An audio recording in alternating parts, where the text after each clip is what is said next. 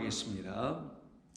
아버지 하나님 감사합니다. 오늘도 저희들은 우리 주님께서 붙드시고 인도하시는 대로 주님과 함께 동행하며 이끌리며 그 가운데서 우리 주님이 허락해 주시고 또한 우리에게 배설해 주시는 그 생명의 말씀을 우리의 생명의 양식으로 취할 수 있도록 저희들을 축복해 주실 줄로 믿습니다. 그 상에 둘러앉아 주님과 함께 먹고 마시는 놀라운 은혜가 저희들 모두에게 있게 하여 주시옵소서. 예수님의 이름으로 기도드립니다. 아멘. 자, 우리 하나님 말씀 같이 나눕니다. 계속해서 마가복음 15장 21절 이하 28절입니다. 마가복음 15장 21절 이하 28절입니다. 자, 이 말씀 먼저 함께 봉독합니다.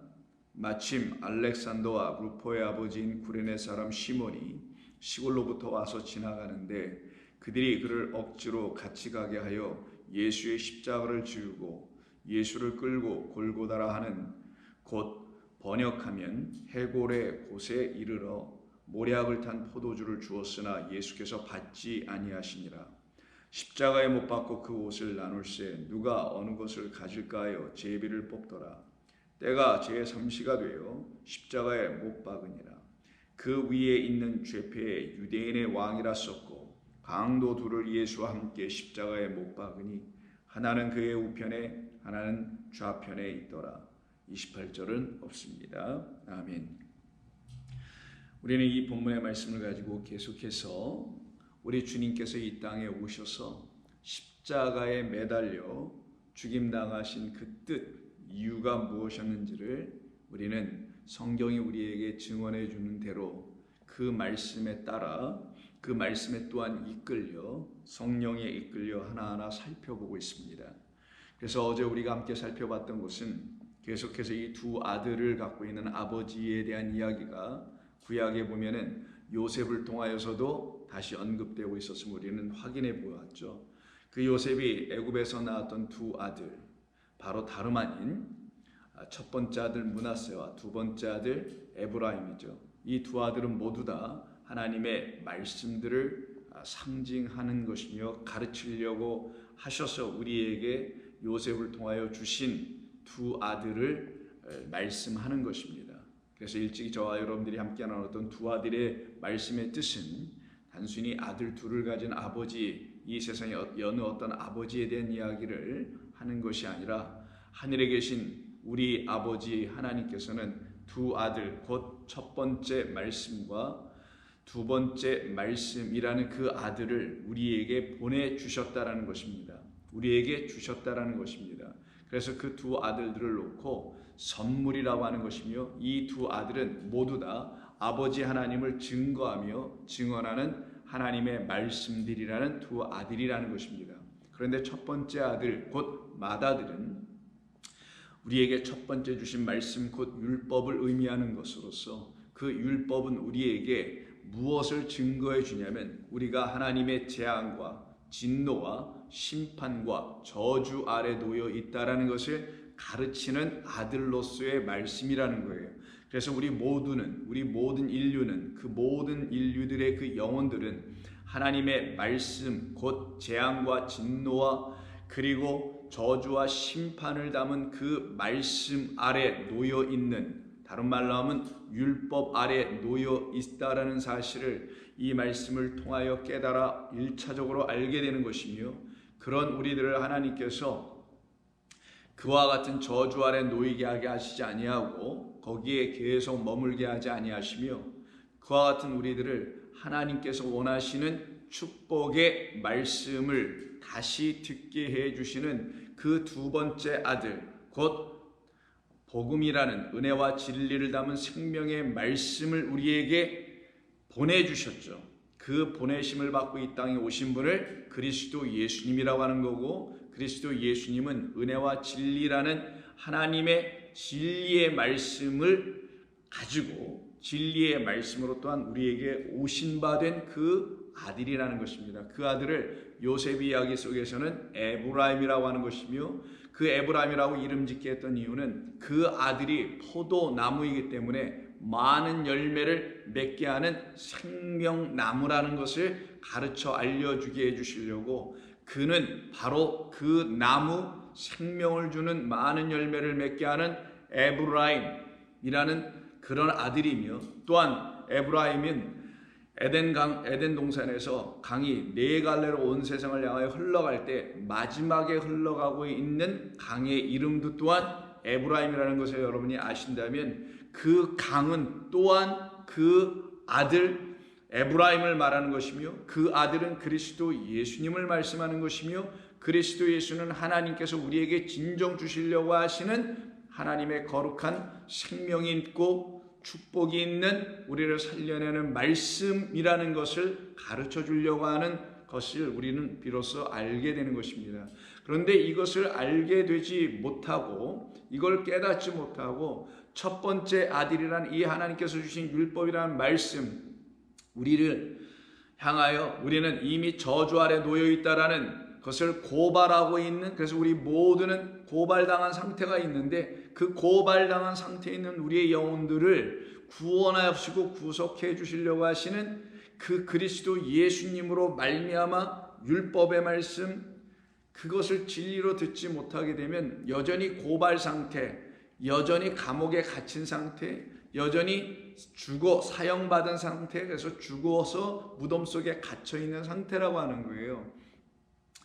그런 상태에 놓여 있는 우리들로 살게 하지 아니하시려고, 그 야곱이 그의 아들인 요셉의 두 아들인 그 야곱에게 있어서는 손주지만 그들을 자기의 아들로 삼겠다 하면서 그 아들들을 향하여, 즉 므낫세와 에브라임을 향하여 그 야곱이 손을 엇바꾸어 에브라임에게는 좌수가 올라가야 되는 차자임에도 불구하고 우수가 올라가서 오른손으로 축복하는 일이 벌어지게 되고, 그 좌수는 바로 므낫세에게 올려짐으로 왼편에 있는 자 므낫세의 왼편 강도는 저주받고 끝나야 되는, 그래서 저주 아래 놓여 있는 너를 바로 이렇게 내가 엇바꾸어서, 즉 너를 다시 에브라임으로 바꾸어 내는, 변화시키는, 새롭게 지으시고 창조하시는 이 엇바꾸시는 진리의 말씀인 하나님의 온전한 말씀을 인간이 다 뒤틀어 엇바꾸어 놓은 것을 하나님께서 다시 바로잡으시는 겁니다. 그래서 그건 오히려 더 온전하게 풀어내시는 일을 하나님이 이렇게 하신다는 것을, 야곱의 그 일을 통하여, 손을 엇바꾸는 일을 통하여 저주 아래 놓였던 우리를 축복의 하나님의 백성으로 이렇게 엇바꾸어 버리시는 것이 바로 십자가에서 달려 죽으신 우리 주님의 일이셨다. 하나님께서 그리스도 예수를 그렇게 십자가에서 못 박아 죽게 하셨던 것은, 그 나무에 매달아 죽게 하셨던 것은 바로 우리를 그렇게 만드시려고 하신 것이었다. 저주 아래 놓여있는 우리들을 이젠 더 이상 저주 아래 있게 하지 아니하고 하나님의 축복 아래 있게 해주시려고 하신 것이다. 그런 사람들에게 드디어 율법은 은혜와 진리라는 생명의 말씀으로 들리기 시작하는 사람들을 말하는 것이며, 그렇게 엇바꿔지는 하나님의 놀라운 기적적인 역사가 일어난 사람들에게는, 그것을 소망하여 그것을 갖게 된 사람들에게는 하나님은 그와 같이 일하시고 역사하심으로 더 이상 왼손으로, 또한 겉옷으로만, 또한 심리로 가는 자가 아니요, 항상 오른편으로, 오른손으로, 속옷으로까지도 온전히 다 깨달아 하나님의 말씀을 알게 되는 자들이 되어, 그 영혼, 나라는 영혼을 이렇게 우리 주님이 오셔서 구제, 긍휼로 구제하는 것, 구제가 엘레모스니까 긍휼이라는 그 하나님의 사랑하심과 자비하심과 인내하심과 우리를 한없이 거룩하게 사랑하시는 그 은혜로 말미암아 우리가 이렇게 다 구제를 당하게 된다는 사실, 그것을 우리가 깨달아 알게 될 때 우리는 비로소 하나님의 말씀이 우리에게 1차적으로는 어떻게 들릴 수밖에 없게 되는 거냐, 우리가 므낫세의 삶으로 여전히 왼편에 있는 자로, 그 왼편 강도로 거듭나지 못한 상태로, 육적인 생각의 상태로 그대로 머물고 있으면은 하나님의 말씀을 진리로 듣지 못하기 때문에 여전히 율법으로 들을 수밖에 없는 자, 그래서 저주 아래 있다라는 사실을 철저히 우리에게 가르치는 말씀으로 알아듣지는 못하게 되는 거예요. 그런데 저와 여러분이 하나님의 영 성령으로 말미암아, 성령은 그리스도 예수께서 죽으심으로 우리에게 주신 하나님 아버지의 약속의 선물이에요. 그래서 그리스도의 죽음이 여러분과 무관해지면은 그 성령은 여러분에게 들어오지 않게 됩니다. 성령이 여러분 안에 하나님의 영이 없으면 여러분은 하나님의 말씀을 여전히 문화세적 차원으로 옛사람으로 읽게 되어서 하나님의 말씀의 뜻과 진리를 알지 못하여 헛된 삶을 살며 헛되게 주님을 경배하는 신앙생활을 하게 되는 거예요. 이것은 아주 위험한 거고, 이것은 여러분의 영혼의 생사를 가르는 거예요. 영원한 형벌에 들어가는 왼편에 남을 자가 될 것이냐, 염소가 될 것이냐, 영원한 생명을 얻게 되는, 상속을 받게 되는, 하나님의 나라를 얻게 되는 그런 자들로 오른편에 서게 되느냐는 아주 중요한 영적 기로에 서게 하는 그런 말이 되는 것입니다. 그래서 하나님의 영을 받은 사람들은, 그 영을 가진 사람들은 드디어 하나님의 말씀이 1차적으로, 이 모든 말씀은 내 안에 있는 죄와 허물로 내가 죽어 있다라는 것을 가르치는 그 고발을 하시는 거예요. 너에겐 그 죄 있다, 너에겐 그런 허물이 있다. 그 죄와 허물은 하나님이 주신 이 율법을 진리의 말씀으로 정중앙에 하나님의 그 말씀으로 딱 생명으로 취하지 못한 상태에 있다라는 하마르티아라는 죄와, 하나님께서 그 말씀을 내게 날마다 부어주시고 뿌려주시는데도 불구하고 나는 그런 말 싫어요. 나는 여전히 길가가 좋아요.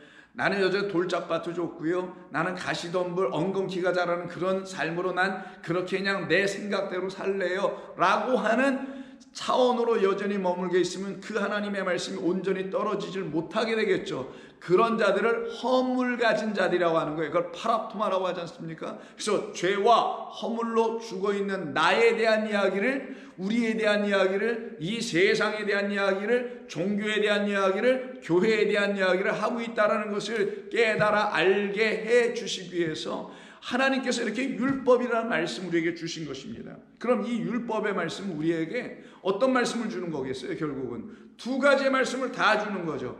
1차적으로는 뭐예요? 왼편에 있는 자로, 왼손이 하는 일만 하는 사람으로, 겉옷만 입고 돌아다니는 자들로 우리는 그런 이상을 할 수가 없는 자들이기 때문에 이 말씀은 우리에게 하나님의 우리를 향하신, 구원하시기 위해서 구원받아야 될 자들은 구원의 필요성을 갖고 있는 자들만 구원을 받는 건데, 구원의 필요성이라는, 난 구원받아야 돼요 라고 말하는 사람들은 죄인이며 허물을 가진 자들인데, 그들을 누구라 하느냐? 저주받은 자들이라고 하는 거예요. 즉 하나님의 말씀을 이제 제대로 읽을 수 있는 자, 이 말씀은 나를 사실은 내가 저주 아래 놓여있다라는 것을 가르치는 말씀이었구나, 내가 죄와 허물 가운데 죽어있다라는 걸 가르치는 말씀이었다라는 걸 알게 되면 이 말씀이 다 저주의 말씀으로 읽혀질 수밖에 없게 되는 거예요. 나의 영혼을 향한 하나님의 질타이십니다. 그것으로 깨달아 알게 될 때 이 말씀이 저주로 들려지나, 그렇게 읽혀지고 그렇게 깨달아 자기 안에 있는 죄와 허물을 드디어 볼 수 있는 자들에게는 이 말씀이 무슨 말씀으로 다시 바뀌어지도록 하나님은 역사하시는가? 축복의 말씀으로 다시 바뀌어지게 하는 겁니다. 제가 좀 목이 아파서 가능하면 좀 살살 하겠습니다. 그래서 모세는 이스라엘 백성들을 출애굽하는 그 주역으로서 그들을 광야로 인도해 내서는 그들에게 다시 애굽에서 잘못 배운, 애굽이라는 세상 나라에서 하나님을 잘못 배운 그 1세대의 사람들에게 계속 하나님의 말씀을 가르칩니다. 그걸 가르쳤더니만 그들에게 어떤 일이 벌어지냐면 죽는 일이 벌어지더라는 거예요. 그 죽는 일을 뭘로 설명하냐? 애굽에서 갖고 있는 그들의 죄가 어떤 것이었냐? 하나님을 대적하고 대항하고 반항하고 불평하고 이런 모습으로 출애굽기나 민수기 보면 가득 채워져 있죠. 바로 너희들이 애굽에서 배운 그 나에 대한 이야기는, 이 세상이라는 곳에서 배운 나에 대한 이야기는 전부 다 나를 대적하고 나와 원수나 삼게 하는 그런 가르침들을 주게 됐던 것이라는 것을 비로소 어디에서 알게 되냐? 애굽에서는 모를 거 아니에요. 거짓된 자들이 가르쳐줬으니까 그게 진리인 줄 알고 그렇게 하나님을 경배했지만 그게 헛된 수고요, 노동이요, 그게 바로 너희들에 있는 아말렉과 같은 족속의 뿌리가 아직도 있다는 것을 가르친 사건 아니겠어요? 그런데 그들이 그걸 어디서 합니까? 광야에 나와서 모세를 통하여 다시 하나님의 말씀을 조근조근 하나하나 차서대로 순서 있게 질서 있게 하나하나씩 배워 나가게 되면서 그들 안에 있는 그 불평, 원망, 시기, 질투, 하나님을 대적, 원수됨, 그래서 죄와 사망으로 죽어있는 상태의 그 영혼이라는 것은 미드바르라는 하나님의 진리의 말씀을 가르치는 그곳에서 그 하나님의 말씀을 온전히 청종할 때야만이 자기들의 실체가 분명히 드러나게 되지 않냐고요. 애굽에서는 안 드러난다니까요. 애굽이라는 이 세상에 살 땐 자기가 온전한 자인다니까요. 세상화되어 있는 기독교라는 교회 안에 있을 땐 자기가 온전히 신앙생활하는 것 같아 보인다니까요. 그런데 진리의 말씀을 가르쳐주는 그 모세가 그들을 출애굽하여 광야라는 말씀 있는 곳으로 끌고 나와 그들에게 진리를 가르쳐주니 그들이 드디어 자기 안에 있는 화 있을진저라는 그 화가, 그 생명 없는 저주와 그 사망이 자기들 안에 있다는 것을 비로소 하나님의 말씀을 들을 때 깨달아 알게 되더라는 거예요. 그리고는 그들이 어떻게 됩니까? 바로 그래서 그 나왔던 1세대들이, 광야로 나왔던 출애굽의 1세대들이 전부 다 광야에서 하나님의 말씀을 듣고 어떻게 해요? 다 죽더라예요. 말 안 들어서 죽였다라는 그런 말씀이 아니에요. 그럼 하나님의 말씀 우리를 구원하는 말씀이 아니잖아요. 말을 안 듣고 원망을 하다가 하나님 앞에서 죽임당했다라는 그런 표면적인 성경 이해를 여러분 가져서는 안 됩니다. 그럼 여러분 세상을 그렇게 질타하고 그렇게 세상을 심판하고 정죄할 수밖에 없는 이상한 그리스도인, 이상한 기독교가 되어버리는 거예요. 그래서 사울 초파일 때 절 앞에 가가지고 복음성가나 불러대는 이상한 사람들 되는 겁니다. 자, 우리는 그런 사람들을 보고 뭐라고 하지는 않습니다는 안타깝죠, 물론. 그러나 저와 여러분들이 이런 말씀 잘 들으시면서 깨달아 아셔야 돼요. 우리는 그런 사람들로 부름을 받은 게 아니라는 것을.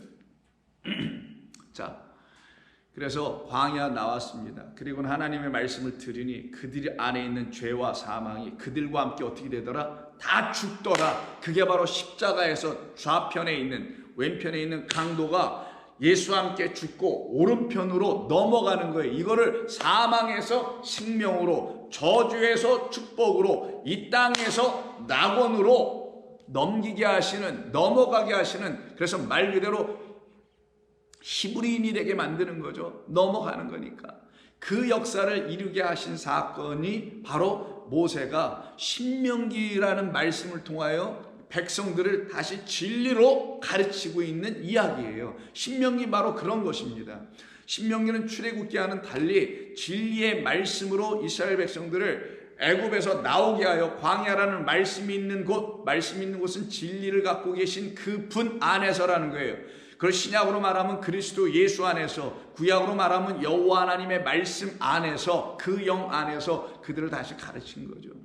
그래서 여러분 신명기 11장을 보시게 되면은 이스라엘 백성들을 향한 하나님의 놀라우신 큰 일에 대한 것을 쭉 증거해 줍니다. 그것은 하나님이 이스라엘 백성들을 사랑하여 축복해 주신다는 그런 말씀이에요. 그런데 여기 이 축복을 받는 자들, 이스라엘 백성들이나 하나님의 백성들이 하나님으로부터 받아야 될 그 축복은 어떻게 받는 것이냐, 어떤 경로를 통해서 들어오는 것이 우리에게 있는 것이냐. 즉 성경이 말하는 축복은 사망이 끊어져 나가는 거예요. 저주가 끊어져 나가는 겁니다.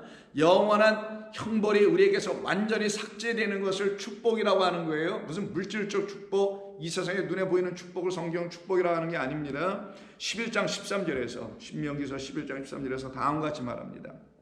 내가 오늘 너희에게 명하는 내 명령을 너희가 만일 청종하고 너희 하나님 여호와를 사랑하여 마음을 다하고 뜻을 다하여 섬기면 여호와께서 너희 땅에 이른비 곧 그리고 늦은 비를 적당한 때에 내리시리니 너희가 곡식과 포도주와 기름을 얻을 것이다 라는 말씀을 하세요.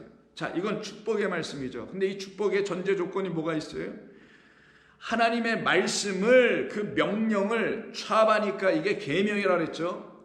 여러분 주일 그 설교를 들으셔서 여러분 아실 것이라 보는데, 명령은 이건 취합하니까 계명이에요. 이 명령을 계명을 너희가 청종, 샤마 온전하게 듣고 그걸 배우게 되면 여호와 하나님이 우리를 어떻게 사랑하시고 얼마나 사랑하셨는지를 깨달아 알게 되겠죠.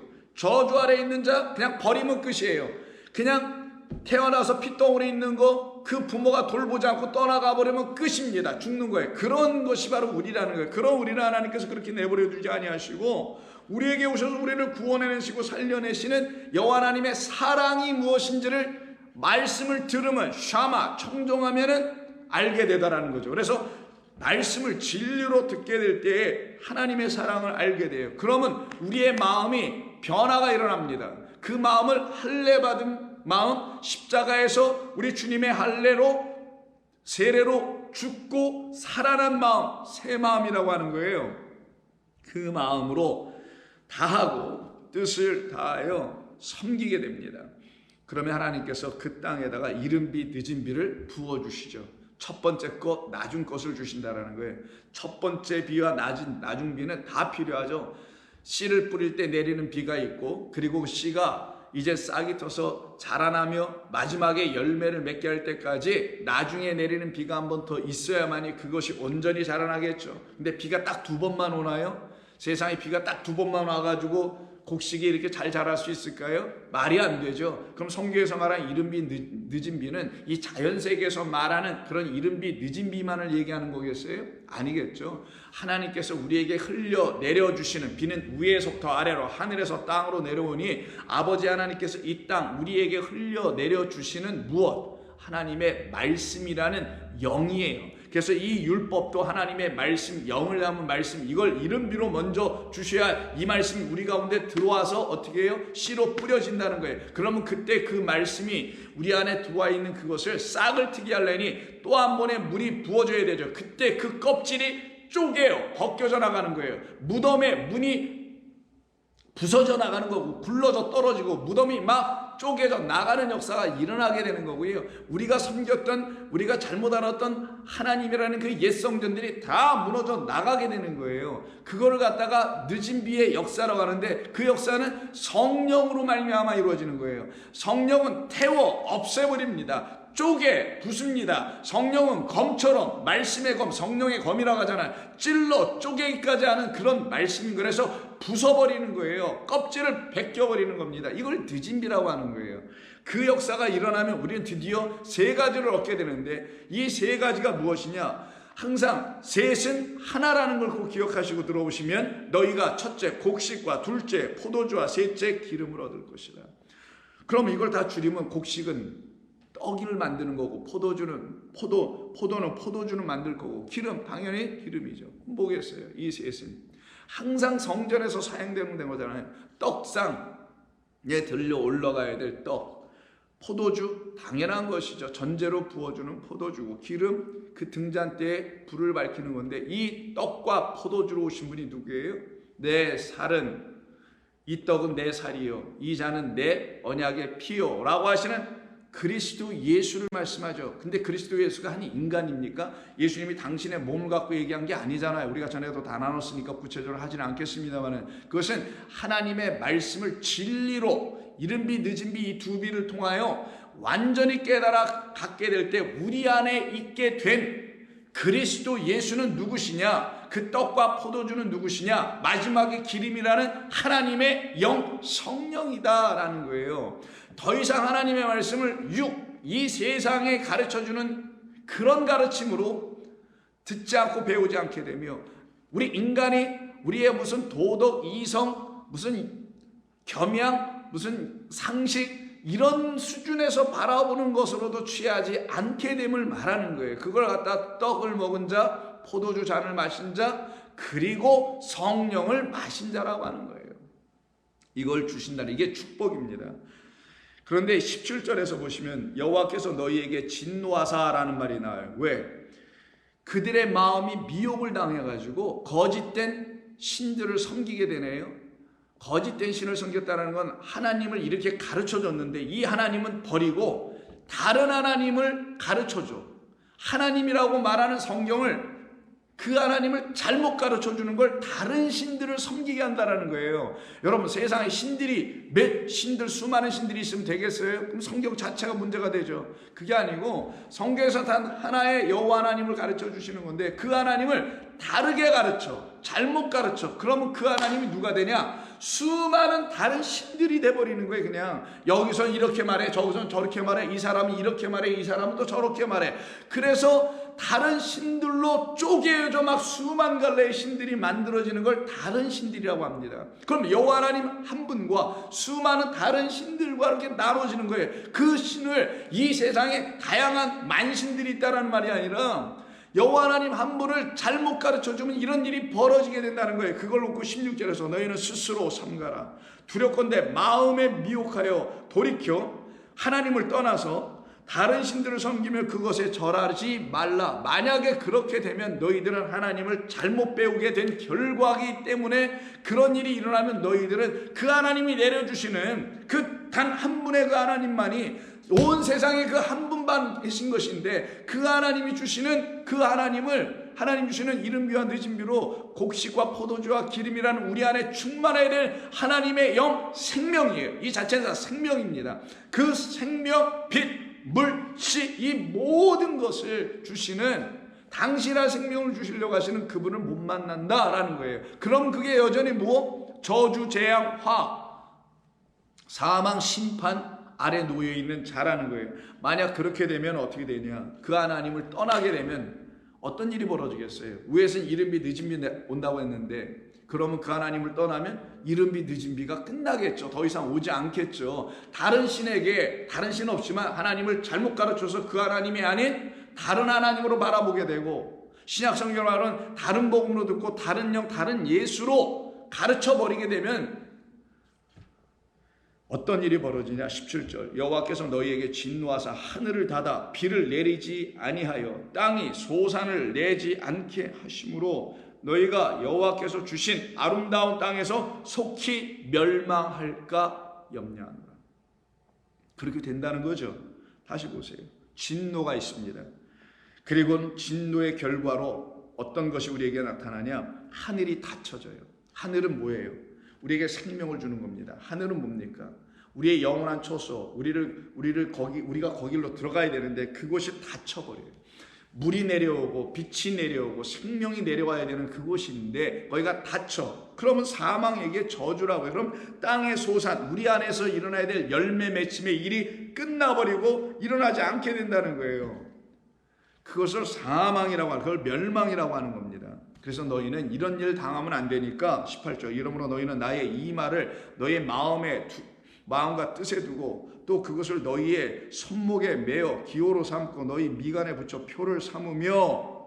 이 말은 상징이죠. 그랬더니 이 말의 상징의 의미가 뭐겠어요?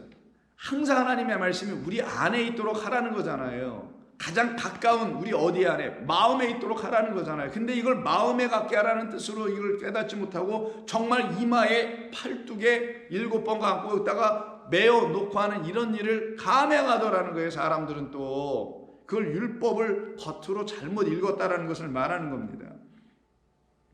19절 또 그것을 너희 자녀에게 가르치며 집에 앉아 있을 때든지 길을 갈 때든지 누워 있을 때든지 일어날 때든지 이 말씀을 강론하라 라고 쭉 말씀합니다. 22절 너희가 만일 내가 너희에게 명하는 이 모든 명령을 잘 지켜 행하여 너희의 하나님 여호와를 사랑하고 그의 모든 도를 행하여 그에게 의지하면 여호와께서 그 모든 나라의 백성을 너희 앞에서 다 쫓아내실 것이요 너희가 너희보다 강대한 나라들을 차지할 것이다 라고 말씀하죠. 여기는 해석하지 않겠습니다. 그러면서 26절에서 뭘 말씀하시냐?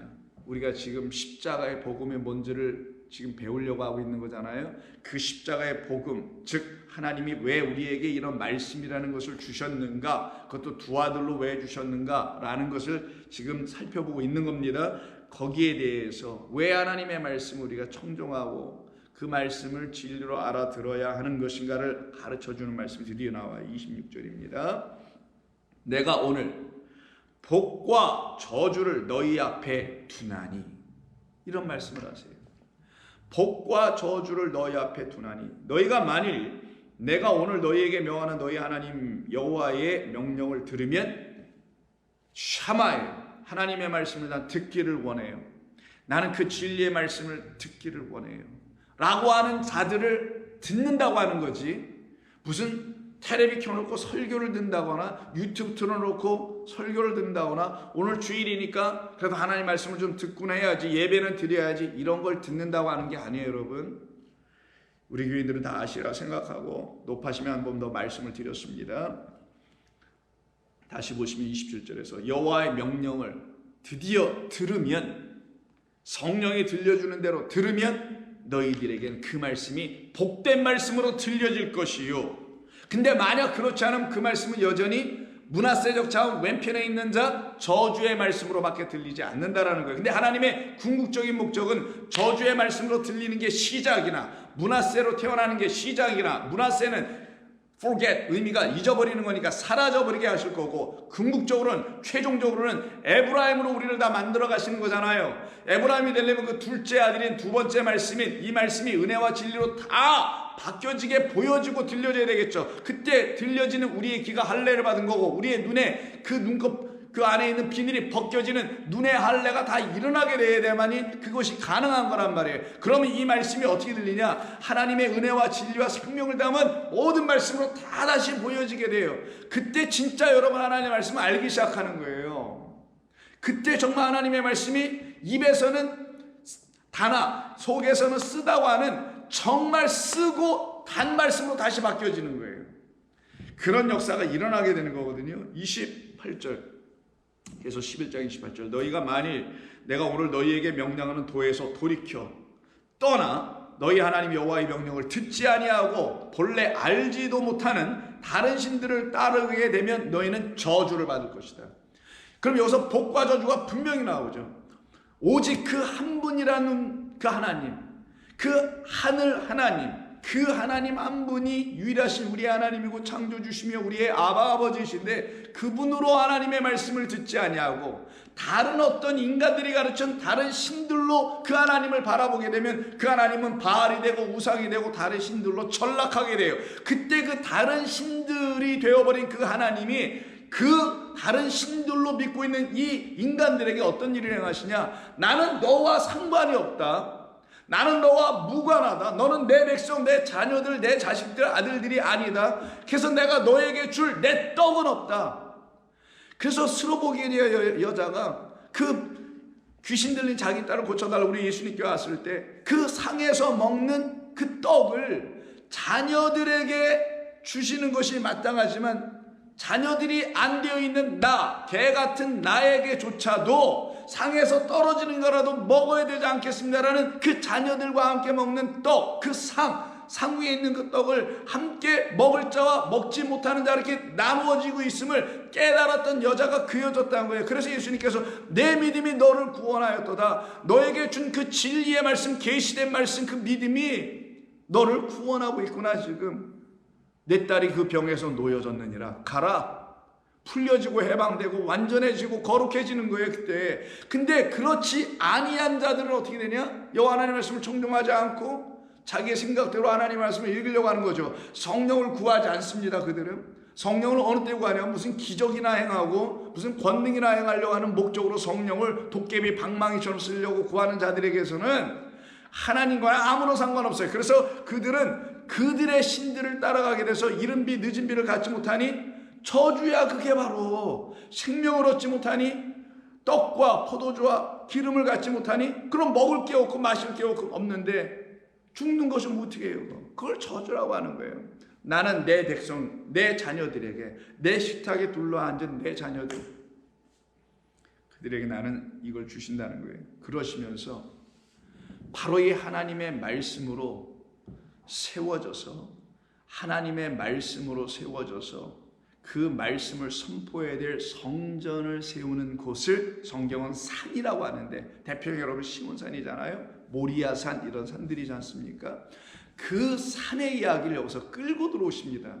그래서 29절에 다음에 어떤 말씀하시냐면 내 하나님 여호와께서 내가 가서 차지할 땅으로 너를 인도하여 들이실 때, 이건 우리가 그냥 가나안 땅으로 일반적으로 하죠. 자, 좋습니다. 그 가나안 땅으로 들어갈 때 너는 그리심산에서 축복을 선포하고 에발산에서 저주를 선포하라. 갑자기 여기서 산이 나오는데 첫 번째 산은 축복의 산이요, 두 번째 산은 저주의 산으로 축복의 산을 그리심산이라고 하며 그리심이라는 산이라고 하며 두 번째 저주를 받는 산을 에발산이라고 말을 해요. 왜 여기서 갑자기 하나님께서는 모세에게 이와 같은 말씀을 주신 이유가 뭔가요? 왜 하나님께서는 모세를 통하여 이 율법을 통하여 이 첫째 아들을 통하여 왜 우리에게 이런 말씀을 주시는 건가요? 왜 산이 여기서 나오는데 왜 그리심산은 축복이며 에발산은 저주를 선포하는 산으로 말하는 이유가 뭐며 이것은 또 언제 하라고요? 그 땅으로 들어갈 때 하라는 거예요. 가나안 땅에 들어갈 때. 그러면 여기서 그리심산 에발산은 어떤 지명을 말하는 것일 수는 있겠죠. 그러나 성경이 고고학도 아니고 무슨 지명을 검토하고 그 지명을 가서 바라보라고 하시는 뜻이 일차적인 목적이겠어요? 아니죠. 그 지명은 역사 속에서 계속 바뀌고 어딘지도 제대로 알지도 못해요. 고고학자들도 성경학자들도 그렇고 그거 따지고 그걸 밝혀내는 게 성경이 해야 될, 성경 신학자들이 해야 될, 혹은 성경을 읽는 가르치는 사람들이 해야 될 일이겠습니까? 아니면 그리심산과 에발산에서 축복과 저주를 말씀하신 그 이유와 왜 하필이면 산을 놓고 말씀하셨는지에 대한 그 이유와 그리고 산은 성전이 세워져야 된다는 그 성경의 그 진리의 그 흐름 속에서 이 말씀을 생각해 본다면 여러분들은 이 말씀을 온전히 알 수 있게 되지 않을까요? 그것을 놓고 제가 여러분들에게 성령으로 이끌려 성경을 보라고 말씀을 하는 거예요. 그러면 산은 바로 하나님의 말씀으로 지어진 성전, 하나님의 말씀이 흘러나와 선포되어 백성들에게 참 하나님을 가르쳐야 될 곳이 성전이 세워져야 될 산이라는 거예요. 그렇게 온전히 세워지면 거기가 축복의 산, 말 그대로 모리아산, 시온산이 되는 거예요. 그런데 그렇지 아니하면 에발산이 되는 거예요. 자, 그러면 말씀하신 그대로 이 그리심산과 축복의 산과 그리고 에발산이라는 이 저주의 산, 이 산은 도대체 어떤 산을 의미하길래 이렇게 말씀한 이유가 무엇이며 이 산은 특별히 어디 가서 하라고요? 여기 광야가 아니다. 바로 어디요? 우리 인간이 살고 있는, 광야는 사람 사는 것 아니고 인간이 살고 있는 곳을 어디라고 하죠? 애굽, 소돔, 고모라, 바벨론, 예루살렘이라고 하는 거예요. 유다 땅이라고 하는 거예요. 성경으로 얘기하는 거예요. 저는 지금요. 그곳에 들어가면, 거기를 가나안이라고 해요. 또 그곳에 들어가면 어떤 일이 벌어져요? 두 산이 너희들에게 나타날 거야. 지명으로서의 산이 아니라 영적인 의미, 진리를 가르쳐 주시는 그 산에 대한 말씀을 하신다라는 거예요. 온전한 성전 세워지는 산과 그렇지 아니하는 성전이 세워진 산이 있을 거라는 거예요. 온전한 성전에서는 온전한 제물이 드려지는, 번제가 드려지는, 제사가 드려지는 산이 있을 것이고 그렇지 않은 산에서는 잘못된 것이 이루어진다는 거죠. 그 두 산에 대한 이야기는 바로 어디 가서 하라고요? 가나안 땅에 들어가서 하라. 그럼 가나안 땅에 들어간 얘기는 여호수아입니다. 여호수아 딱 들어가자마자 여러분 아시는 첫 번째 성 여리고성이 하나님의 말씀이라는 나팔, 그 나팔은 또 누가 불어요? 그 성전에서 일하고 복무해야 될, 말씀을 가르치고 전해 줘야 될, 진리로 선포해 줘야 될 제사장들이 불잖아요. 그 제사장들이 나팔을 분다는 건, 나팔은 말씀, 소리, 입술, 그 입에서 나오는 여호와의 말씀이란 말이에요. 그 말씀을 제사장들이 선포해 줄 때에 그 말씀을 진리로 선포해 주면 여리고라는 초롱성들이 다 무너진다라는 거예요. 그거는 어떻게 전쟁도 하지 않고 무너질 성이 있다면 그 성은 이 눈에 보이는 세상의 성을 얘기하는 게 아니잖아요. 하나님은 그런 쓸데없는 기적을 일으키시는 분이 아닙니다. 그런 기적을 일으켜서 사람들의 마음을 미혹하고 호도하는 다른 거짓된 자들과는 하나님은 그런 분이 아니란 말이에요.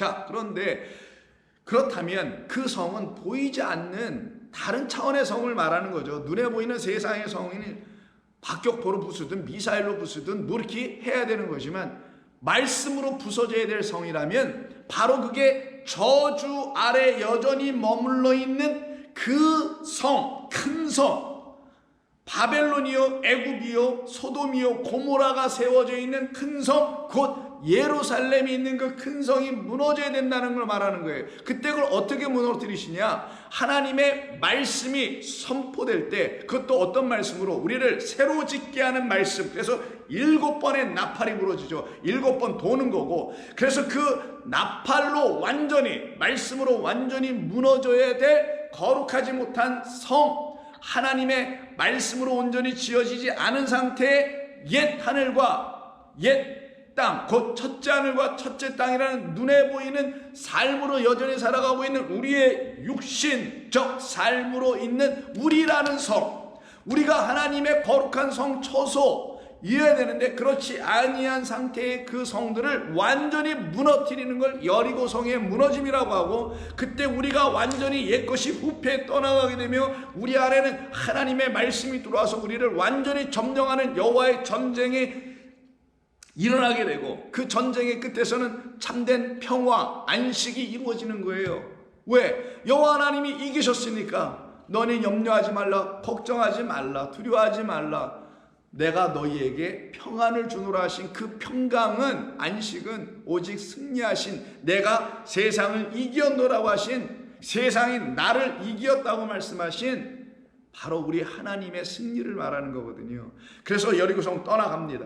그리고서 하나님이 명령하셨어요. 거기에 있는 건 아무것도 건드리지 마, 탈춤을 너희들 갖지 마 라고 했는데, 어떤 한 사람이 이름이 아간이라고 하죠. 이 사람이 거기에 있는 성에 있는 것을 탈취해서 노략을 한 물건 중을 어떤 것을 땅속에 파묻어 감춰놔요.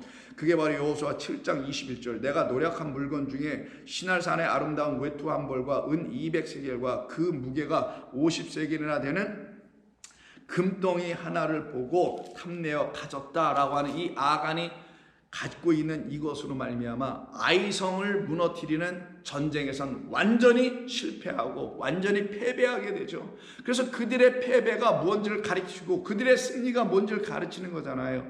여호와 하나님의 말씀을 청종하면 승리고, 그래서 하루에 한 바퀴씩 돌고 6일째까지 한 바퀴씩 돌지만 7번째 날은 7바퀴 돌고 양강나풀로 제사장이 한번 쫙 불어줄 때까지는 너희는 잠잠하라. 너희의 육들은 다 잠잠하라. 그 나팔 소리가 불려지면 너희 영혼들은 죽었다 다 살아나는 영들이 되어, 그때 너희는 나를 살려주신, 우리를 살려주신, 너희를 살려주신 나 여호와 하나님을 향하여 소리쳐 외쳐 나를 구원하여 주소서라는 그 외침을 하게 되는 그 나팔 소리와 함께 살아나게 돼야 되는데, 그렇게 된 역사가 이 아이성에서 일어나지 않았던 거예요. 왜? 청종한 것과 청종하지 않음이 있어서 그런 거예요. 아이성에서는 청종하지 않네, 아간을 통해 설명한 거예요. 그건 이스라엘 백성들을 대표한 것 뿐입니다. 아간만의 문제가 아니라. 그 청종하지 않으면 어떻게 돼요? 성은 무너지지 않는다. 하나님의 말씀 우리가 듣지 아니하면 우리 안에 잘못 지어진 그 성전과 성이 무너지지 않는다. 근데 온전히 듣고 진리로 듣고 성령으로 들으면 무너진다라는 거예요. 그래서 아이성이 안 무너지네요. 그래서 결국 어떻게 합니까? 그 아이성을 무너뜨리지 못하게 했던 그 아간을 완전히 죽여버려요. 우리라는 아간, 우리 안에 있는 인간 생각을 하나님의 말씀 청종하지 않았던 걸 완전히 지워버립니다. 그래서 어떻게 합니까? 다 불태워버리고요. 7장 마지막 절 26절에 그 위에 돌 무더기를 크게 쌓았더니 그를 죽여서 돌 위에 던져버리잖아요. 아골 골짜기라는 곳에 쌓았더니 오늘까지 있더라. 여호와께서 그의 맹렬한 진노를 그치시니 그러므로 그곳 이름을 오늘날까지 아골 골짜기라고 부르더라 라고 해서 괴로움을 뜻한다는 말, 아골의 골짜기라는 것으로 말하죠.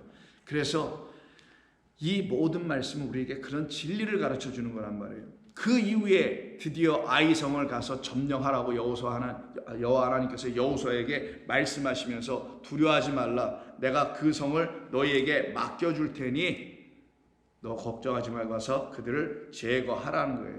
그래서 아이성을 점령합니다.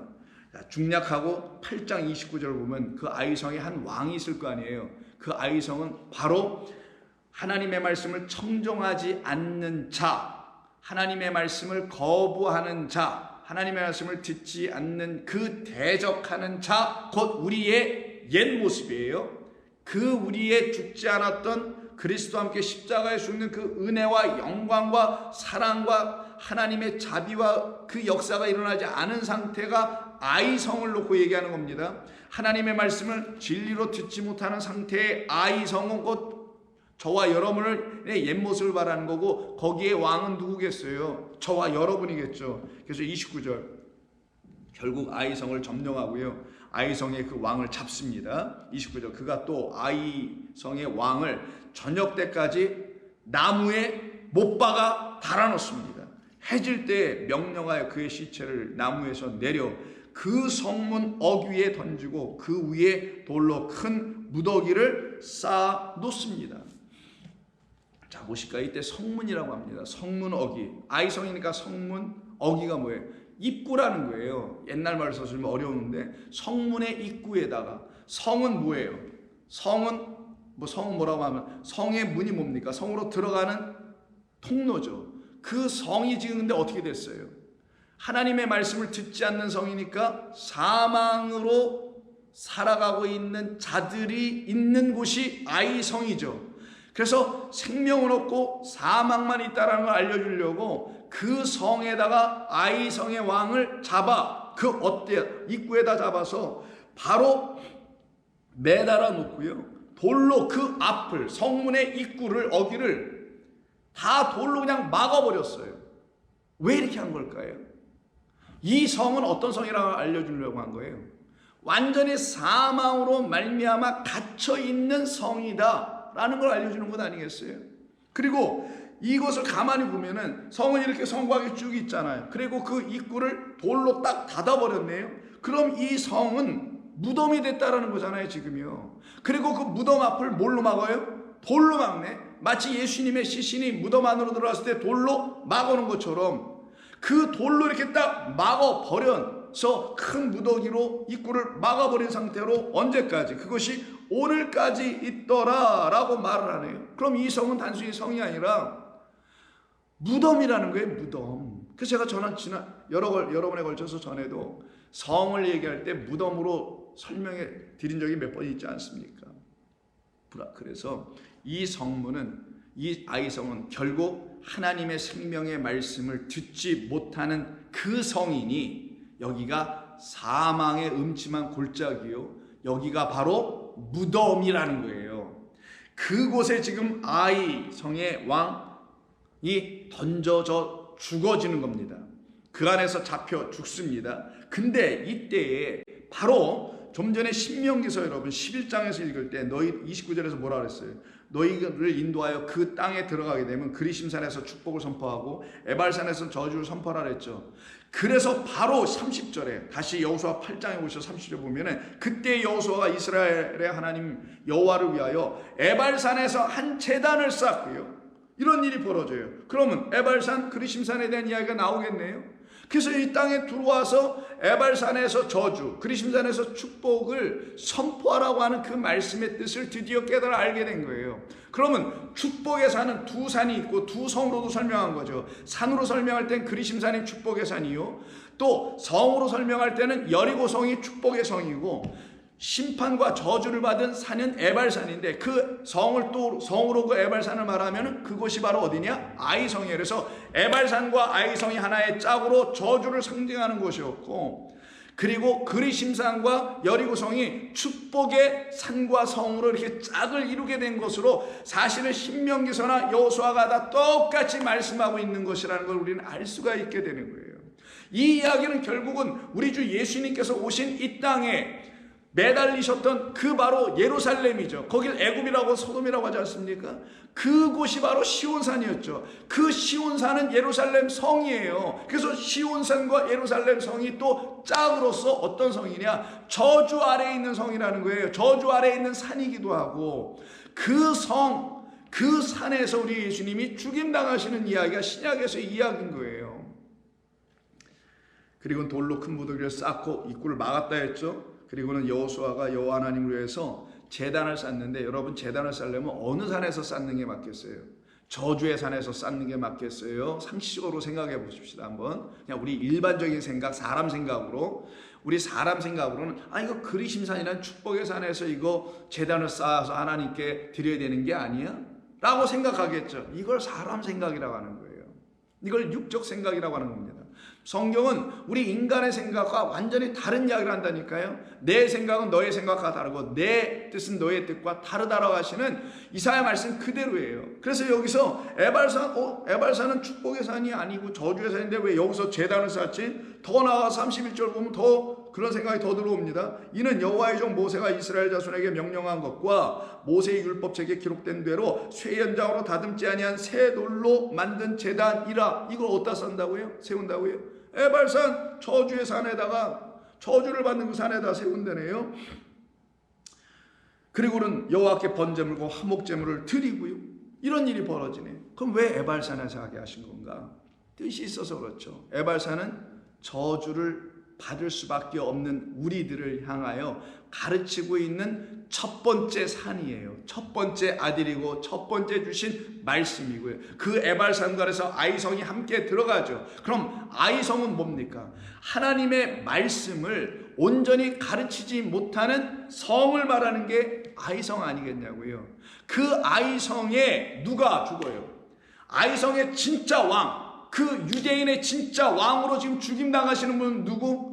바로 우리 주님. 그래서 유대인의 왕이라는 죄패를 걸고 죽임당하시잖아요. 그럼 유대인의 왕으로 오셔서 죽임당하는 그 왕을 갖고, 그리고 그 왕으로 말미암아 더 이상 저주의 땅, 저주의 산, 저주의 성이 되게 하지 않게 하시기 위해서 바로 그 에발산에다가 하나님 뭐 하신다고요? 여호수아에게 명령하셔서 제단을 쌓게 한 거예요. 그러니 예수님께서 죽으신 십자가라는 그 골고다는, 십자가 세워진 골고다는 하나님께서 당신의 아들 세상죄를 주가는 어린 양이라는 숯불에 걸린 그 순양을 제물로 드리는 제단이었다라는 걸 말하는 거예요. 그 제단이 세워진 곳이 어디라고요? 우리 주를 죽인 곳이 어디라고요? 애굽이요, 소돔이요, 영적으로 말하는 소돔인 바로 예루살렘, 시온산, 아이성, 다 똑같은 말이죠. 그곳에 지금 아이성의 왕을 그게 거기서 돌무더기에 싸서 이렇게 매달아 나무에 달았다라는 말을 하는 것은 우리 주님이 나무에 달려 죽임당하심을 말씀해주고 알려주려고 하는 거예요. 그럼 이 아이성의 왕은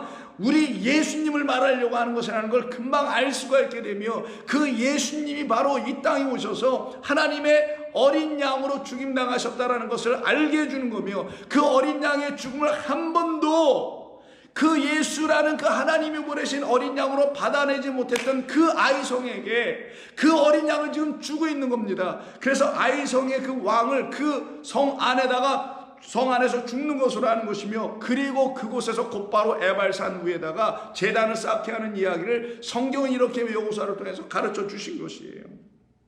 그럼 여러분들은 왜 에발산에다 제단을 쌓게 하는지를 알게 됩니다. 특별히 그 제단을 쌓는 구체적인 이야기는 31절 보면 더 명확하게 알 수 있어요.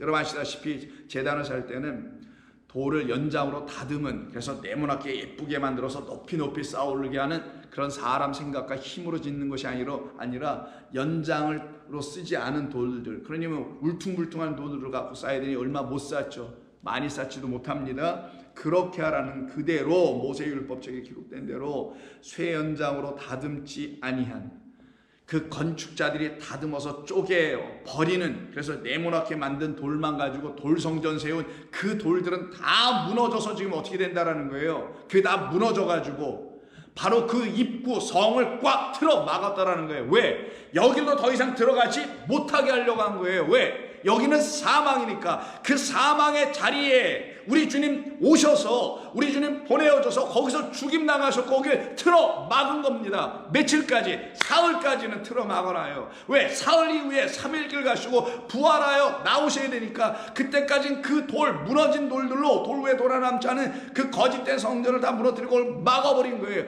더 이상 이곳 안으로 하나님의 백성들을 들어가지 못하게 하려고. 왜? 거기는 짐승이 지배하는 것, 거짓 선자들이 지배하여 하나님의 말씀을 온전히 청중하게 가르치는 곳이 아니니까 막아버린 거란 말이에요.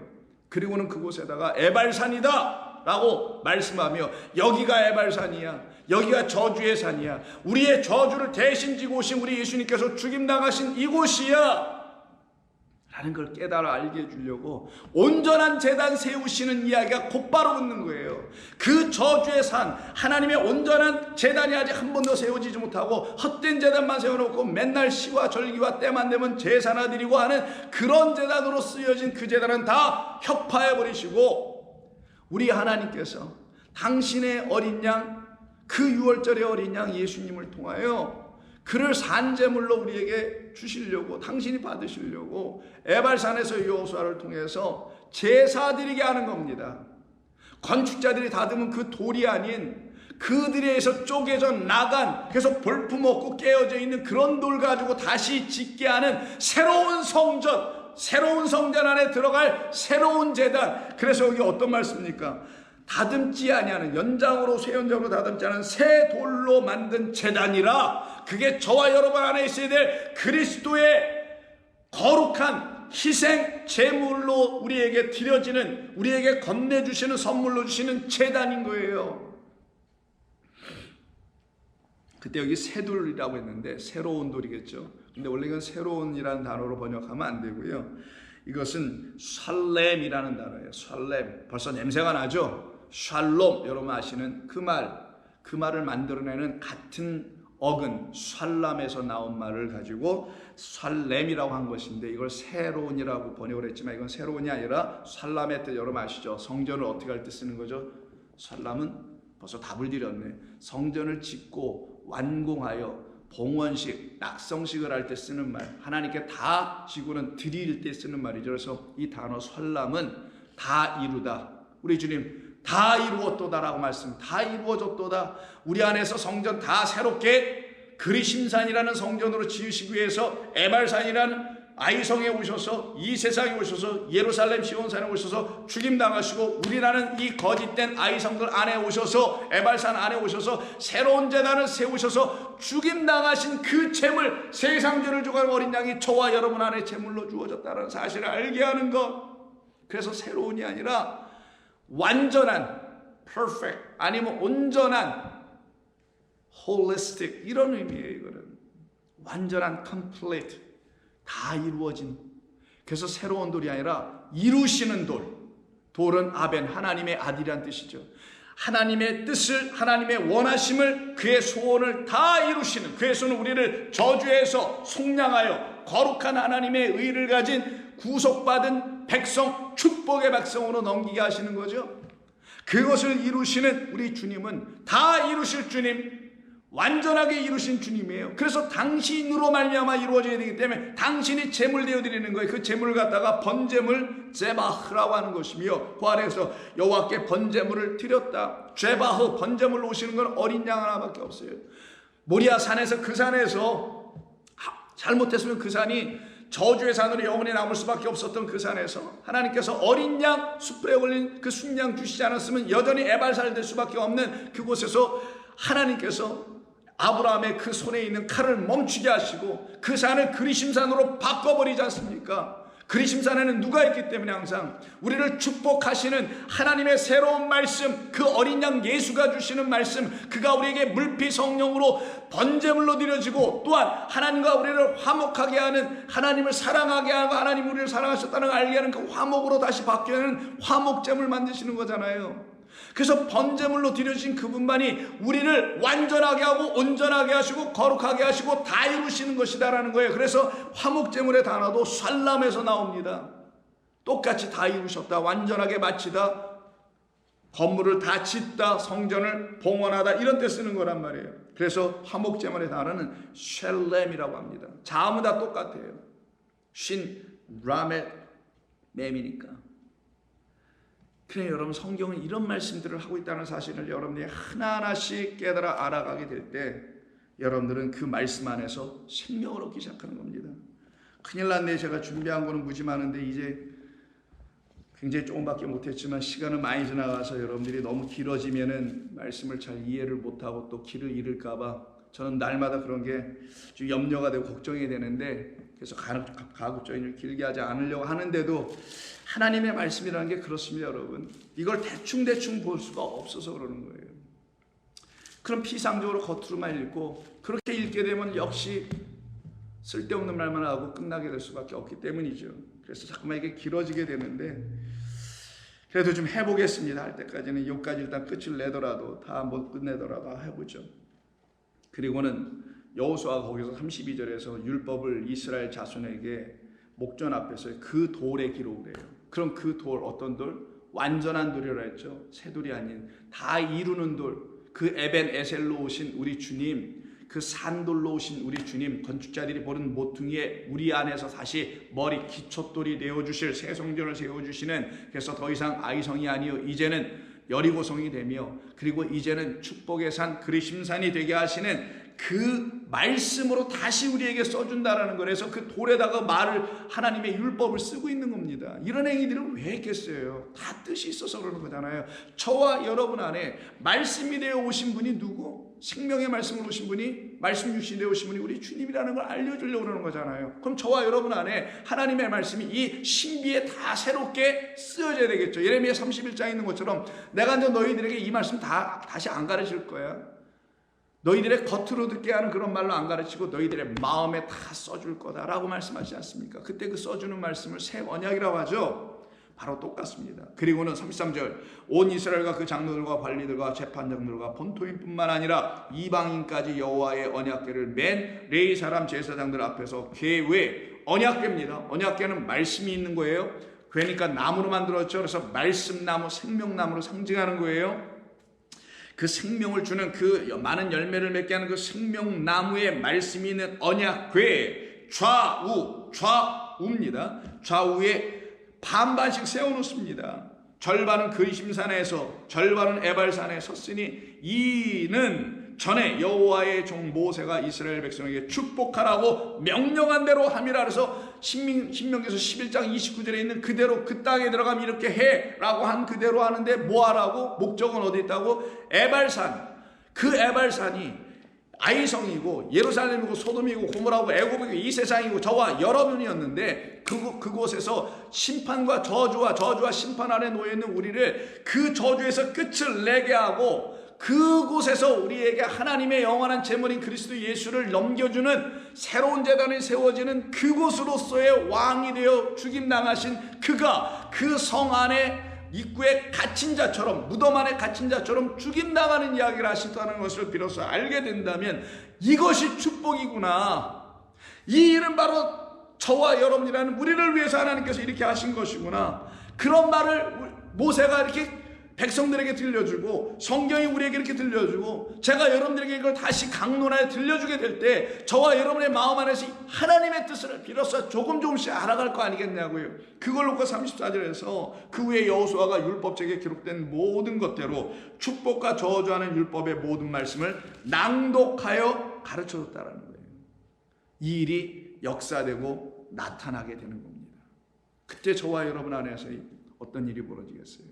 날 위하여 죽으러 이 땅에 오신, 나와 함께 묶여 죽기로 이 땅에 오신 그 분의 죽으심, 우리 주님의 죽으심이 무엇인지 조금씩 알게 돼요. 결국은 우리를 에발산에 머물러 있는 자들이 아니라 그 에발산에서 죽임당하시고 제물되어 우리에게 번제물과 화목제물로 내어주신 그 어린 양으로 말미암아 우리를 축복의 산 그리심산이라는 영원한 생명의 말씀을 듣게 하고 청정하게 하는 성령이 우리 가운데 부어주심을 이루어내시는 하나님의 일하심과 역사하심을 통하여 우리 모두를 다시 살려내려고 하시는 하나님의 뜻이 있는 것 아니겠습니까? 바로 그때 저와 여러분 안에 있는 거짓된 말들은 다 떠나가게 되고 그 말씀들이 첫 번째 아들이라는 첫 번째 율법이라는 그 말씀이 이제는 진리의 말씀, 두 번째 아들, 새 말씀, 거룩한 말씀, 새 언약으로 다 들려지게 되는 것입니다.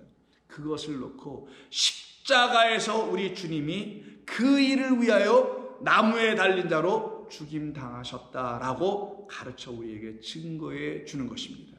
오늘 준비한 것에 반의 반도 못했지만 또 목도 좀 많이 아파서 더 이상 안 될 것 같고요.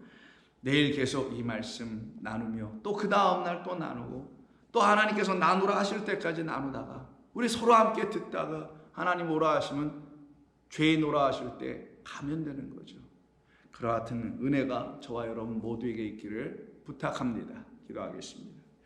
주님, 우리 주님 고맙습니다. 오늘도 저희들은 주님께서 들려주시는 말씀을 성령이 들려주는 음성, 그 세밀한 음성, 정말 귀 기울이지 아니하면 잘 들려지지 않는 그 세밀한 음성을, 세미한 음성을 들어보려고 저희들은 주님 앞에 앉았습니다.